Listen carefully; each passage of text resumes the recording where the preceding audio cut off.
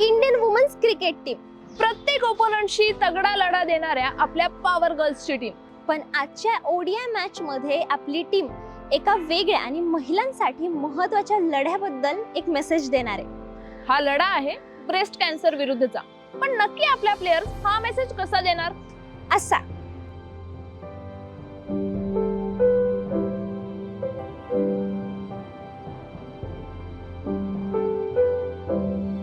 तर आज होणाऱ्या ऑस्ट्रेलिया विरुद्धच्या मॅच मध्ये आपल्या प्लेयर्स दिसणार आहेत पिंक जर्सी मध्ये, ज्यावर लिहिलं आहे थँक्स अ डॉट.